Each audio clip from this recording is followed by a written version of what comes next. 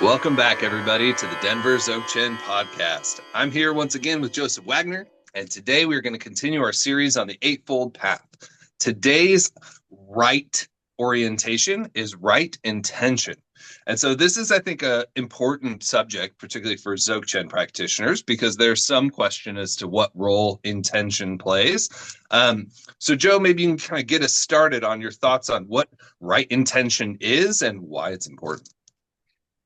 Hi, Damien, and hello, everyone. Thanks for having me. Happy to be here. I'm happy we're doing these Denver Ocean podcasts. It gives me a reason to review these so-called basic concepts. It's so easy in your practice of the path to get caught up in these high teachings and all this secret stuff and this kind of thing, when actually the real practice of Buddhism is done out in your life, and so for the most part. So this is very good, and I hope our listeners and watchers will enjoy it as well. But anyway, as for the Eightfold Path, yeah, we started last week with right view, which is sort of the foundation because it orients us in the direction that we're trying to go. And I, not being a Buddhist scholar or super expert, I just give my own sense of what right intention really has to do with and how we can bring it into our lives and so forth. And I think with a lot of these things, similar to like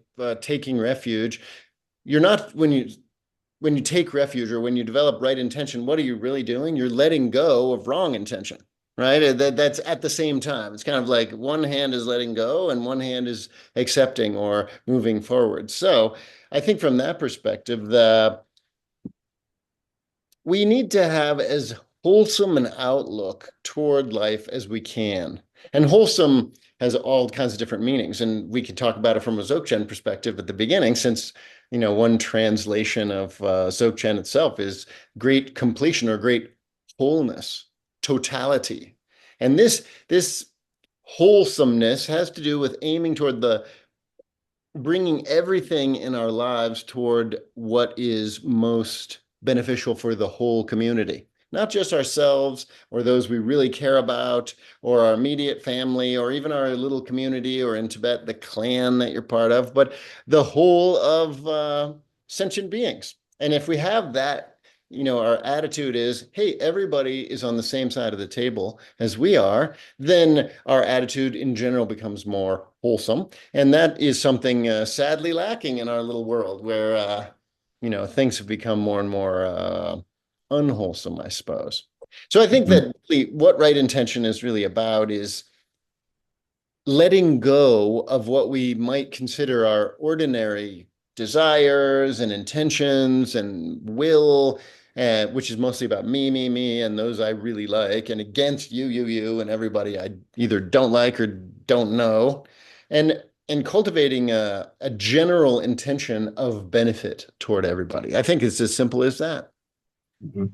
Yeah, it makes a lot of sense. I've been recently studying the way of the Bodhisattva, and Shantideva breaks down logically our self-fixation makes no sense. Why do we seek pleasure for this body and not for that body? There's no real logic behind that except for the belief that I'm separate and more important.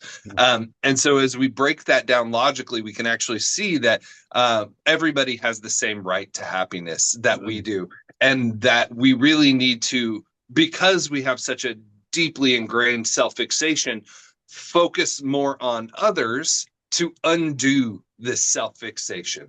And so by doing this, and it has this amazing side effect of making everything get along better as well. When we put others before ourselves and consider others first, people also are happier and treat us nicer, which makes life easier. So although that's not the aim of Buddha Dharma, it certainly is a major and beneficial thing, especially in the modern world where we live in nuclear families and all of that sort of thing. Learning to put others before yourself really can help make your life better. I mean, there's absolutely no doubt. I think we've gotten, because competitiveness and a sort of struggle for success is inculcated in us, at least in the West, which now the West is everywhere. So in the world today, I should say, through our education and so forth, all even from a very young age, everything is quite competitive, whether it's kickball on the playground or it's who does the best on the spelling test, if they even have those anymore. That seems a little ridiculous with computers being everywhere. But this attitude of competitiveness is exactly what right intention is trying to, I wouldn't say defeat, but at least balance out. Because, what does it mean to compete? It means that someone's going to win and someone's going to lose. And we're using all of our cleverness and all of our powers to make it that we win and somebody else loses, or maybe everybody else loses. And that has become uh, the preferred way of viewing your life. And Yeah. and if you think about that, that brings so much harm and ill to the world. And it's not that we can let go of it entirely. It's a competitive environment. We have to accept that, right? But as much as we can, we should try to be at least aware of it. If we're at least aware, then we see like, geez, I don't necessarily have to cut this person off so I can be one car in front of them, which is exactly how it manifests in regular life. It's not, you're Mhm. not necessarily running races against your neighbor, but you are in the car and someone's trying to get in and they have no choice because the lane is empty. This happened to me yesterday as why. And I found myself like kind of speedy. I was like, what are you doing? And where does that come from? It comes from not paying attention. All the Eightfold Path really primarily about attention. And then once you have attention on the matter, intention to move it forward. Yeah. So intention is the driver of karma, right? Like, so whatever action we perform has some intention behind it, and that intention will determine the outcome of that action. So this part of the Eightfold Path is also an important connection to karma as one of the four thoughts, right? Recognizing that unless we're actually in a moment of total rigpa, we're creating karma. And let's be honest, unless we're sitting on the cushion, we're probably not fully in Rigpa. And so Speak for this, yourself. I'm always in Rigpa. I don't know what you're talking about. But yeah, like these, you hear these conversations, especially in Dzogchen focused communities, that they're really ahead of themselves in the sense that they're talking about letting go of karma, moving beyond karma, because they read these Dzogchen instructions. But I think that, what these instructions are often for, they're meditation instructions. They're not life instructions because they weren't written for people living this kind of life, maybe somebody in retreat continuously, or they're focused on the time the person's in practice. But if you take these Dzogchen instructions and try to apply them to your life, basically what I see is that you just are letting samsara run rampant. You're just letting the emotions drive you, because that's what will go if you don't, as you said, put your attention on it and then put intention into it. We're just driven by patterns. Well said. I mean, perfect. Perfectly said. And I feel the same way. If we look at it, things from an actual traditional Buddhist standpoint, and these days it's amazing to me that some Buddhists, they don't believe in rebirth. It's like Yeah. incredible that someone could have these kind of what I consider extreme wrong views. But if we look at how we live according to traditional Buddhism, it's entirely by habit. And habits, are in charge when our attention is not present. And when we're always thinking like, I got to get ahead, I got to get ahead, I got to get ahead, then what is actually the response in each individual situation? It's entirely based on habits. And those habits are 100% based on ignorance. And the basic ignorance is that I exist, I need to be protected, I need to get ahead. That orange is for me and not for you. This kind of energy. So we end up doing just what you said. We have this high view, or we believe we're in the highest state of Dharmakaya when we're in the grocery store. But actually, if there's only one package of donuts left, we're going to get it before anybody else. And then Yeah. I find this extremely humorous and also sad, but it's nicer to see it as laughable. Yeah. Well, yeah, you're so right about, living in a capitalist culture, and the independence oriented culture that we do live in America, and as you said, as it spreads around the world.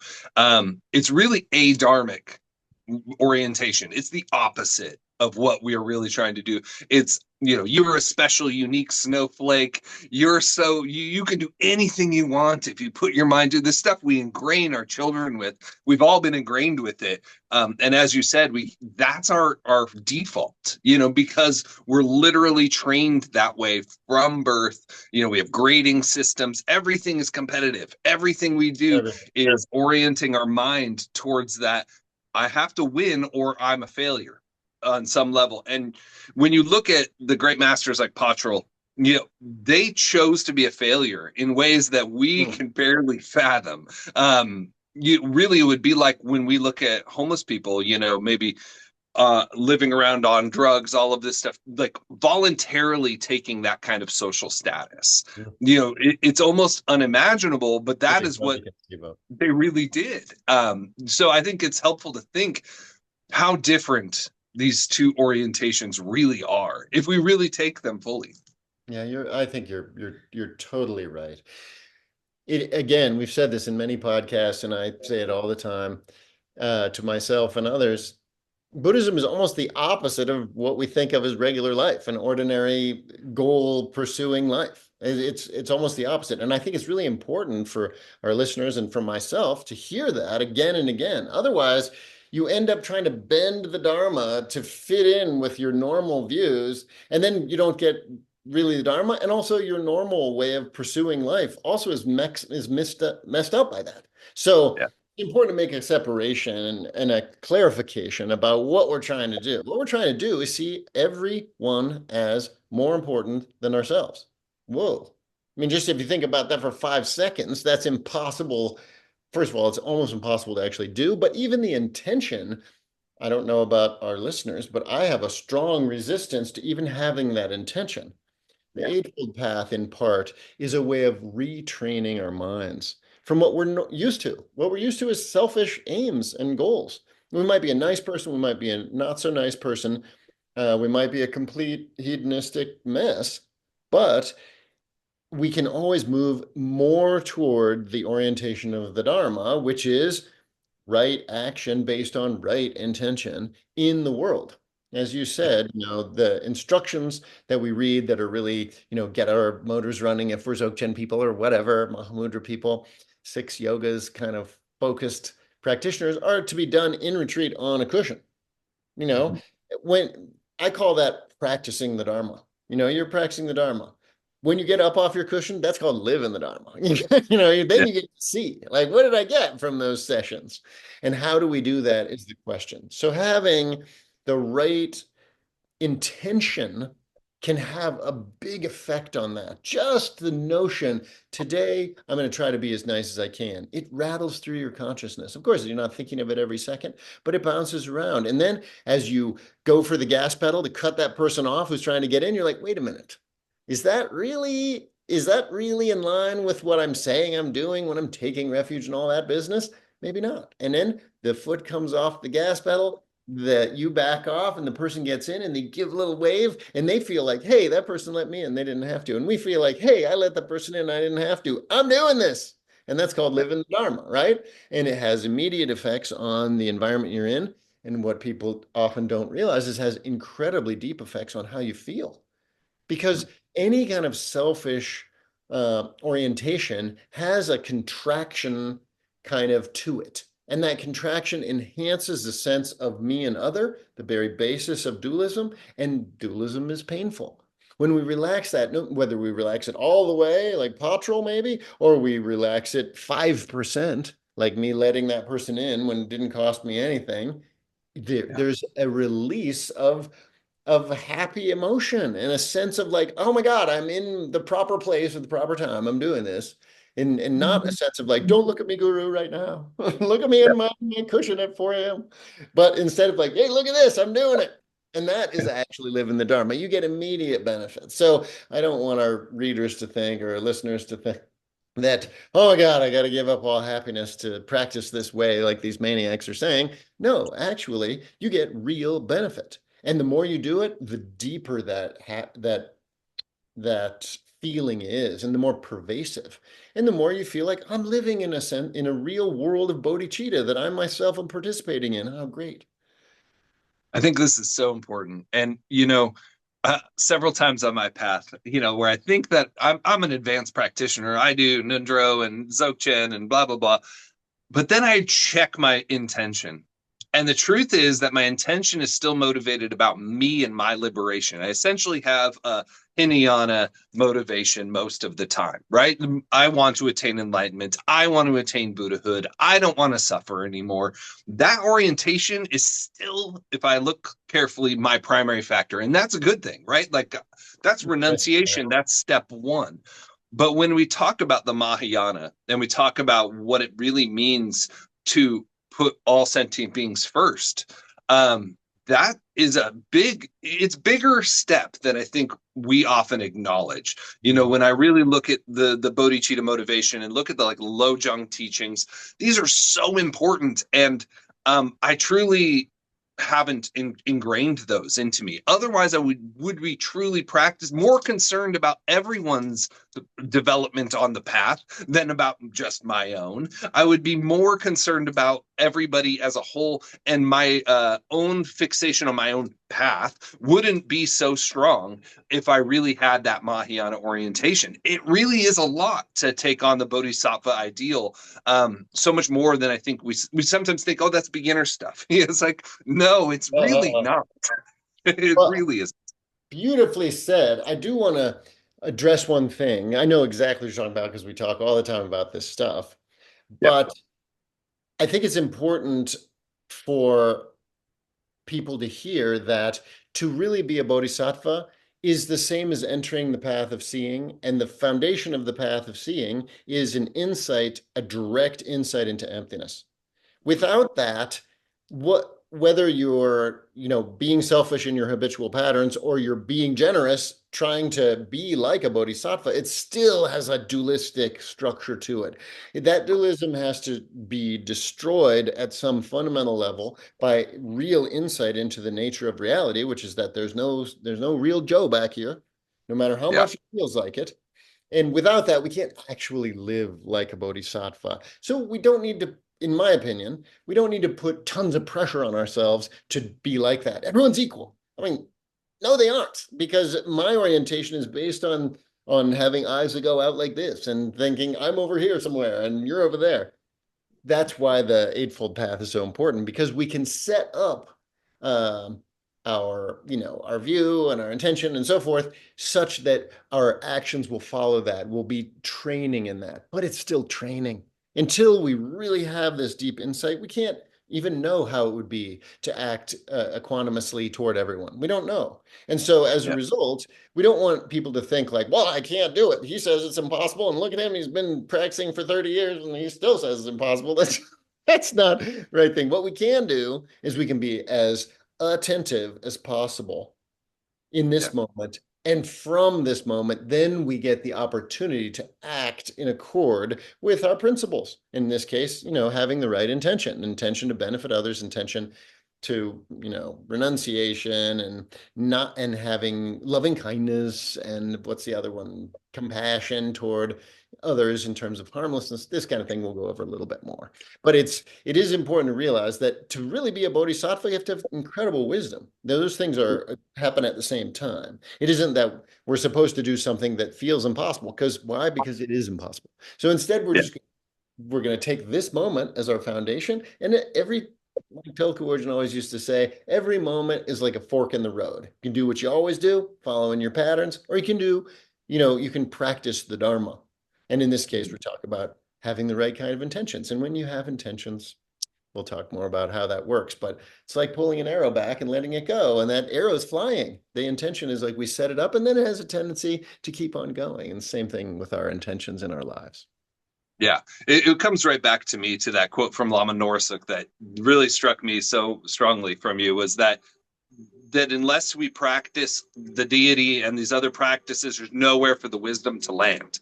And so it's like we have the Rigpa going here, and we're bringing our relative self over towards it through hammering away at Yidam practice and Bodhicitta practice and all these things. And these kind of come together over time. We have this consistent recognition of Rigpa, but we want to keep working on this relative self to get it closer in the direction of this, because this gets a lot easier the further you get over towards it with our relative self. And so I found that, just being really mindful of all those times, like you said, when we put ourselves first, and taking those opportunities to not put ourselves first. I think Patrul Rinpoche said, Until you rest in the nature of mind naturally, practice bodhicitta without pride. And I think that points to a lot where your rigpa becomes your baseline. And that's the flip, right? When you really have switched it over. Until then, you still have to work with intention. We still have to keep hammering away. Absolutely. Yeah, intention is really, really powerful. So let's talk two things about intention that are, I like to give things to our listeners so they can apply immediately. So Yeah.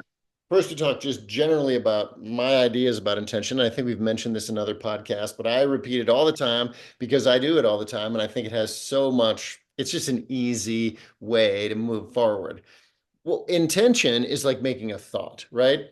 I will be nicer today than I normally would be, or I will be as generous as possible whenever the opportunity presents itself, whatever your intention happens to be.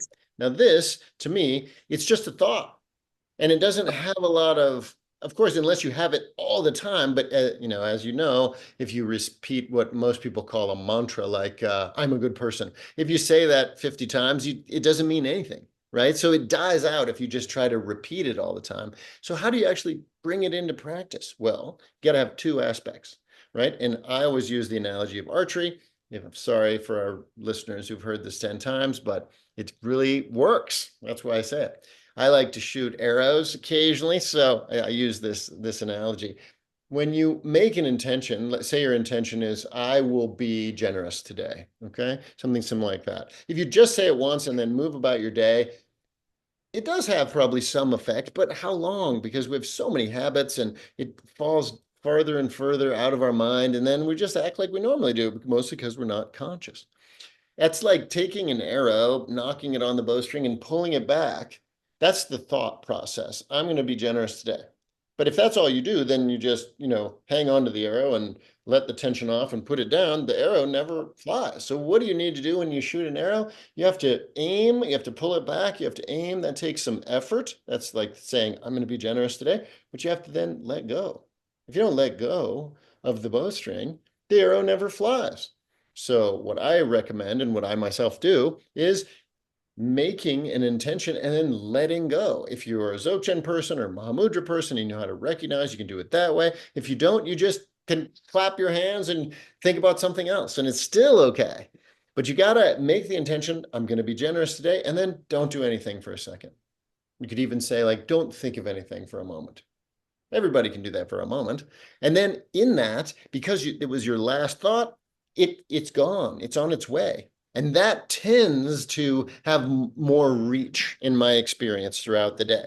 So if in the three traditional aspects, I guess, of the right intention are letting go of craving, being conscious of our craving and letting it go, renunciation, being conscious of our ill will toward beings and replacing it with loving kindness, metta, and having the intention of compassion or helpfulness or harmlessness at the very least.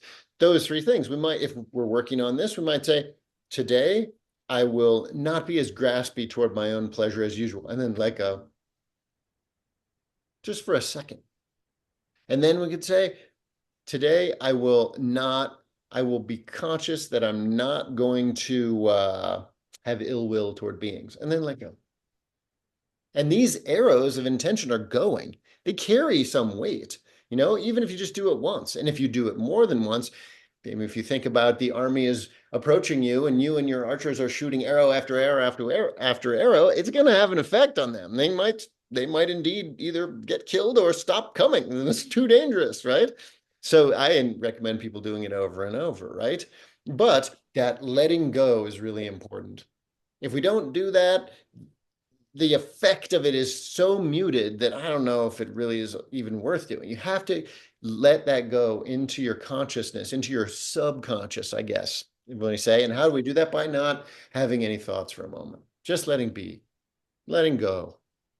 At that moment, the arrow slips from the bowstring and your intention slips from your conscious mind, and it tends to go deeper. So I wanted to say that because it's such a it's such an easy thing to do, but if you don't know about it, then you can't apply it, and you think the goal is to be like, I'm not going to harm anyone. I'm not going to harm anyone. I'm not going to harm anyone. That works for like 15 minutes, and you're like, I'm too busy to not think about it this way or whatever. Yeah, I think this is really important. These are the two kind of errors or deviations people make in practice, right? One, they're not making enough effort, and two, they're making too much effort, Mm. because more stress is not dharma, right? We're trying to release stress. And I think your analogy works really well, because what a lot of people fall into the trap of doing is basically holding it and then holding it and then holding it, and they're holding it for an hour, and they're shaking, and then they just fall in exhaustion and they can't do it anymore, right? Like, that's just stress. That's not going to increase our effectiveness on the path. And then, you can take your analogy for like a practice session. You could be like fire arrow, fire arrow, fire, and you could just sit there and fire hundreds of arrows as you do each little practice or each little prayer you do, every mantra session, etc. Keep letting go, doing it and letting go, and doing it and letting go. And that over time is setting you up, as you said, later in the day for having the results of all those arrows fired. Whereas just trying to hold the arrow the whole time is just adding stress, which is what we do all the time anyway. Frustrated clinging on to intention. So right intention the right part, I always think, is something like the wisdom, right? Because Well we said. have the paramitas aren't perfect without wisdom. So we have to have that wisdom aspect. Yeah, it's not just being a good person. That is not the whole thing. It's good Yeah. person toward a goal, and the goal is insight for ourselves and others into the true nature of reality. We're not trying to create a new situation. It's not the power of positive thinking. What it is it's the intention in general that we will create the positive circumstances for that wisdom to arise in us, for those Yeah. insights to arise. And when we're full of love, because hey, even if you never tell anyone, which is of course better, and you're the only one, and it was only just letting that person in traffic, you feel good, and sometimes you feel good all day. I did yesterday. That exact thing happened, and so that's why I used the analogy, and I felt better. I was like, oh, I feel good, like not like, wow, look at me, I'm amazing. But at least I lived one moment of my life in accord with what the Buddha would have wanted, Yeah. like that's better than other days, if I'm Yeah. honest.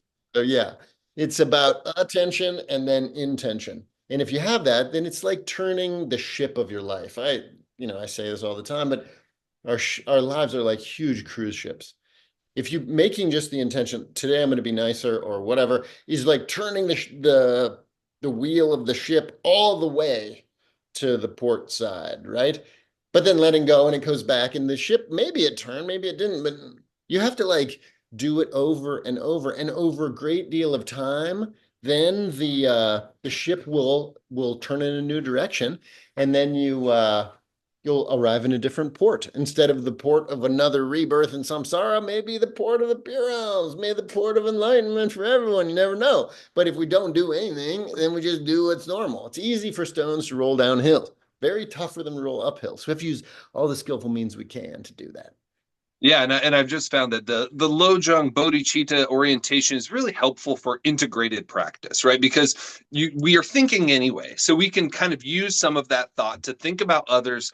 And as you said, when we have these experiences of devotion, compassion, loving kindness, if we recognize the nature of mind in that moment, it's way more powerful, right? That's the real reason for doing this, is that it's easier to be in the nature of mind when we are loving, compassionate, and connected, not because of an idealism or we're going to fix the world or make samsara improved.